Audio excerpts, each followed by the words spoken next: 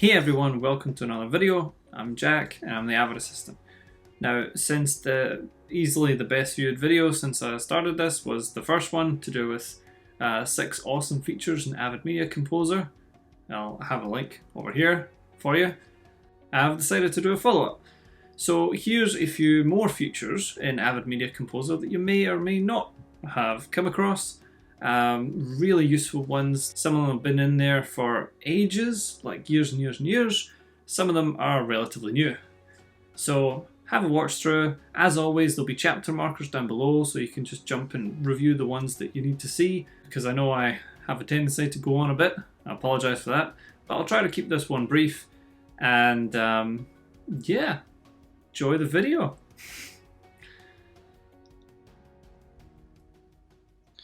Now, we all know that we can use our J, K and L keys to play through our timeline.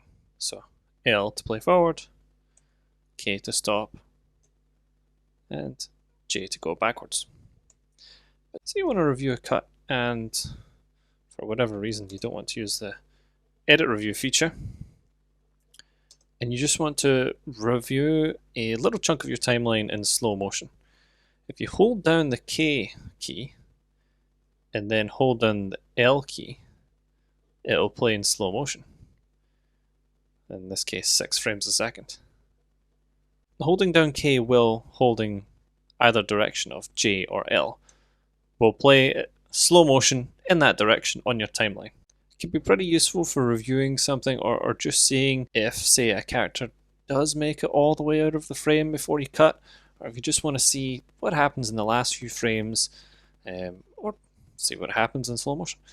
Either way, it can be a nice useful feature to just have there, and because it's in the J, K and L keys, which are right where our fingertips usually are anyway, it's pretty useful. Right, awesome feature number 2. Now, say you were doing a chunk on your timeline, we're having a lot of crossfades going on, right? Maybe this is part of a dream sequence or something, and you just want all of these cuts within a certain chunk of your sequence to have a lot of fades. Now you could manually add these one by one, say with quick transition, but a much faster way would be to mark the section, say it's this part of my timeline, bring up quick transition, decide what kind of dissolve or transition you want to make, and then click this little tick box here of apply to all transitions in the in to out. So if I hit that and add, it's then going to apply the transition in a batch to all of the edits in that in to out range. It can be very useful in specific use cases where you need to apply a whole bunch of fades. Awesome feature number 3. Now, I don't know about you, but how I was taught to resize tracks within Avid was to select the tracks that I want to resize, and then hold the Command key and tap L to enlarge and K to shrink. Did you know you can actually do this with a click and a drag? If you just hold down your Option key again, then you'll have a little resize icon pop up as you hover over tracks. And then you can literally just drag a track from the bottom to extend it to any size you want. So if you just quickly want to see a track much larger to look at a waveform or a cut or something, then you go, okay, yeah, know what I need to know, and then you just put it back. Nice and quick. A lot faster than fiddling around with Command L and Command K. Right, now, say for example you've assembled your edit, right, and you have put on a bunch of effects to simulate what's in the script, done some reframes, fixed some color issues, but then you decide that you want to swap out a take, and you want to swap out a take on one where you have a nest full of effects. So here, I've done a keyframe track-in with my 3D warp, I flopped the shot, and I've got a color correction going on there. Now, if I want to swap out this shot, but I don't want to lose all of this work that I've done, I just want a different take for performance, You can do this very easily without losing any of your effects work and just have it apply to the new edit. So I have in my source monitor here loaded up another take of this same shot at roughly the same point. I'm going to expand the nest out as far as it goes until you can see the shot with no effects on it. Then just patch in your V1 there and edit in the new take from there. And then you can see that everything updates and all of your effects are still applied, just with the new take. So this has changed from take 3 to 4. And if I do a little undo there, you'll see it jump back. And there we go. And this is a really great way to update a take if you have to, but still maintain any effects or nests that you have while being non-destructive and not removing any work. Let's talk about groups. So I've got a group clip here laid in to my source monitor. Now if I go full screen, I really hope this saves. And you can see that the two cameras, two angles here, are not in sync. He's got his arm up here, but it doesn't have his right arm up in this angle. Brings it up afterward. So these are out. This is a bad sync. So we need to correct it. Now, if you had just done this, if it's, you had just finished preparing the rushes, I might say that the easiest way to do this would just be to recreate the group. Avid's fairly robust at this now, and it's quite simple. But what if you've already prepped the bins of your editor with frame view and picked a thumbnail, and he started loading it onto his sequence? Here's how you would go about updating the existing group you've made. So I'm going to clear this monitor to get it from a source monitor, then drag and drop the group into my record monitor.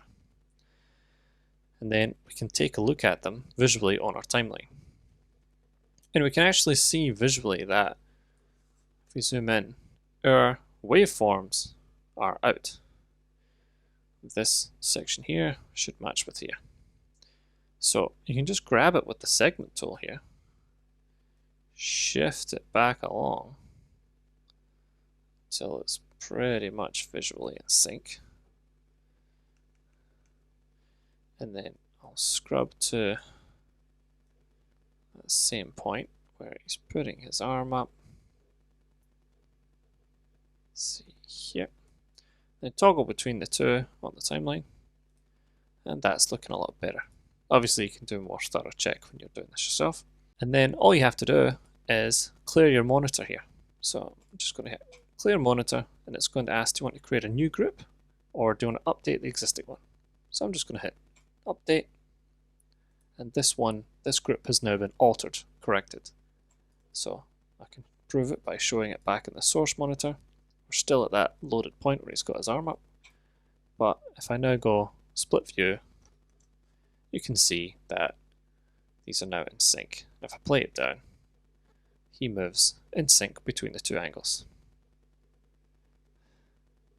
Very useful for correcting your mistakes if you didn't make a group correctly the first time.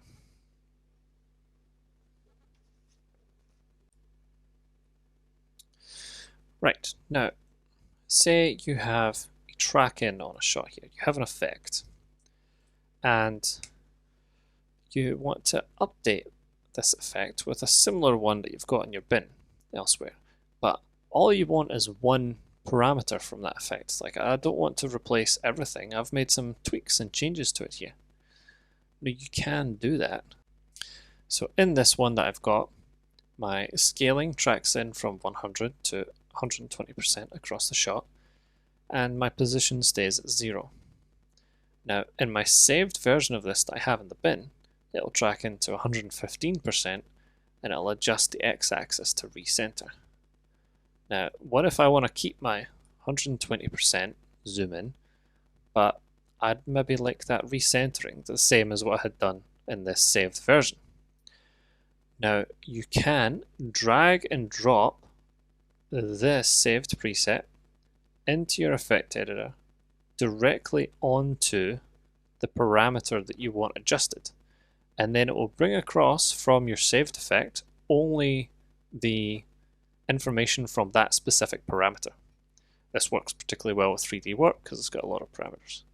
So I can drag and drop it there, and you can see it's adjusted the end position. It's taken that from here, but it hasn't adjusted my scaling, which is different in that effect. Now this is really useful if you save a lot of effects and particularly variations. So if you've got like a bunch of different track-ins and you've saved some variations of that in your bin, then this can prove very useful. Picking and choosing the parameters of your saved effects that you want to apply. Right, now say for example you were asked to supply to online a Qt export that has 3 channels, one with dialogue, one with effects, and one with music, in 3 discrete channels. Now how I have gone about this in the past is making a mix down for each one, which is easy enough as long as you've kept your tracks neat and tidy, and then deleting my other tracks in my export sequence and doing direct out sound. And something that can save you a little bit of time here is you can actually do all 3 of these mix downs at once, so long as your timeline is neat and tidy. So here's all of my audio here. You can see all my dialogue is on A1 to 3. Got my production clips synced from my subclips. I have my sound effects on A4 through to A8, and I have music on A9 and 10. So remembering that, I'm going to go to my timeline menu up here in the taskbar, do mix down, audio, multiple mixes. Now, here we have the option to do multiple mixes at once. So here's our first mix, here's all of our tracks, and we just have to create 2 more. So we've got 3, and then we just tick what tracks are going to go on each mix. So say my first mix is going to be my dialogue, so I'm going to check 1, 2, and 3. My next mix is going to be my sound effects, so I'll do A4 to A8, and then my last mix down is going to be my music, so I'll just do A9 and 10. I can put it in my temp bin. Not going to use marks, just do the whole sequence. And yes, I'll create a new sequence called underscore mixes. And then you can save this setting as a preset so you can call upon it later. But I'm not going to just now. I'm just going to set this mix going and watch it make multiple audio mix downs in the one go. Here we go.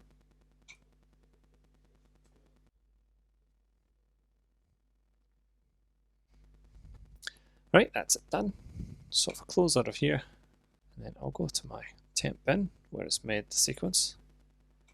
I can load that up, and it has made a sequence just with my mixed tracks. And now I have one clean track with all of my dialogue, one clean track with all of my sound effects, and one clean track with all of my music. Very quickly, very easily, no fuss, no muss. Then I can export that out using the direct out setting in our export settings, and we'll have discrete channels in my master for dialogue, music, and sound effects. Nice and easy. Right, now another feature that I have been using for as long as I've been using Avid, so since like 2010, that I'm amazed I still come across people who don't know about, is the ability for Avid to email you when it completes a task. And this isn't just for exports either. Avid can email you once it's finished a transcode or a render.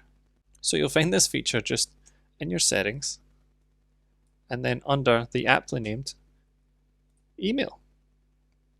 If you go into there, and then in here you'll set up very similar to how you would any other app that has, email features. So username, password, your SMTP for server. All this information is very easy to find, very Googleable depending on who your email client is, whether it's Gmail, Hotmail, whatever. I have found it to work best with Microsoft Hotmail. Just FYI, not sure why. And then up here, send email events.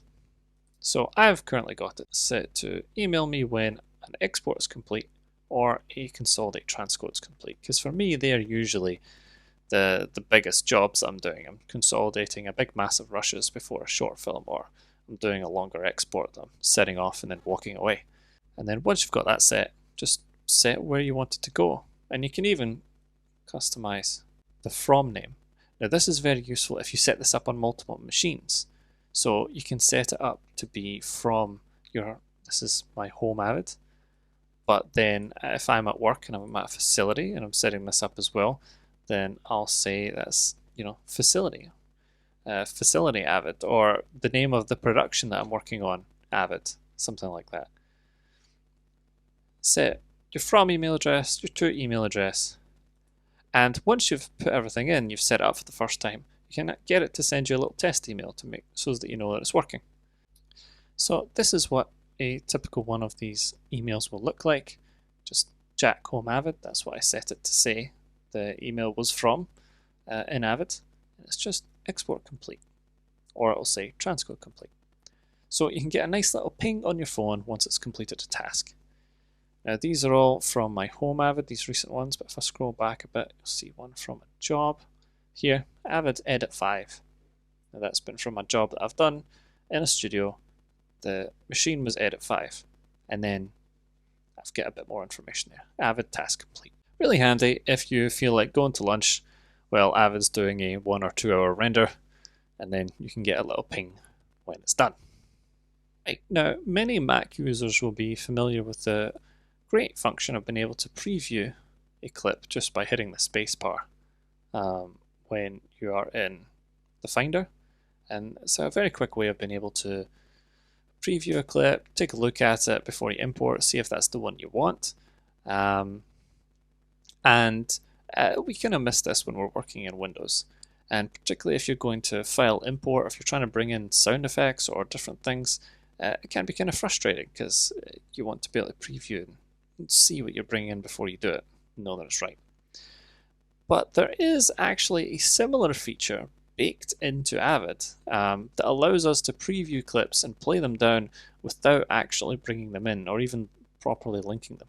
And I'll show you that just now. So if we jump back to Avid, and this is available on both Mac and Windows, of course, because it's in Avid. So I'm just going to go File, Input, Source Browser, and then I'm just going to click up here, and I'm going to paste in the file path of that folder that I was at before in the Finder. And now, if I look at these in frame view, I can see little previews in the thumbnail. I'll make these a little bigger for you. But I can actually play them down straight from here. So say I'm going to select one of these. This is an intro from a previous video. And I'll just hit my J, K, and L keys. And it's playing down with sound and everything. Now this way you can get a quick preview, play down the clips, see what they are. You can have a live scrub through it as well, just by moving the mouse over. And you can take a look at clips before you bring them in and see if they are what you think they are before you import. This is really useful. Great. Thank you, Avid. You can also even load these directly into your source monitor, by the way, without linking them if you want to play them there on the larger screen. So you can just set that double click loads into source clip monitor instead of linking or importing. So double clicking these, they're basically treating this like a bin, double clicking it, loading it into a source monitor, playing it down. That's not the one I want. Check the next one, play it, and you can test and screen all these before you ingest them. This is a great feature to have, and I use it quite regularly. So thank you, Avid. Hey guys, thank you for watching. I really appreciate it, honestly, every time one of these is watched, because these do take some time to make, in between a full-time job and a series and 3 kids and trying to get some sleep and among all of that as well. So yeah, I really appreciate it every time you guys watch these, because it really makes it worth it knowing that I'm not just doing these for my own amusement. But if you do feel like you got something out of this, if you enjoyed the video, if you learned something, anything like that, then please give the video a like, check out the rest of the channel.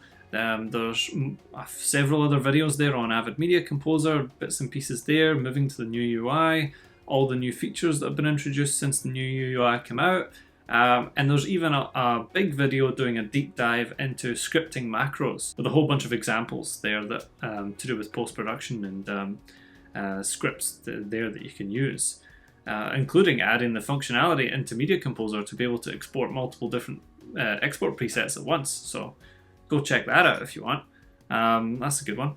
So yeah, go check out the channel, see what else is there. I've been throwing up about 2 updates per week. So far, I will try my best to keep up that pace. I've got a whole bunch more stuff coming. I'm trying to do a series on basically training up the fundamentals of assistant editing, because that is something that's been requested. There's been a bunch of comments come through on requests of stuff you'd like me to cover, which is awesome. I appreciate that, and I'll look into going through those. So if you have any more ideas of stuff that you want me to cover or show through of Media Composer or post or assisting or anything in editorial problem solving, then please do, and I'll get right on it. But until then, all the best for all your projects, everybody. Hope you're having happy editing times, and yeah, I'll see you next time.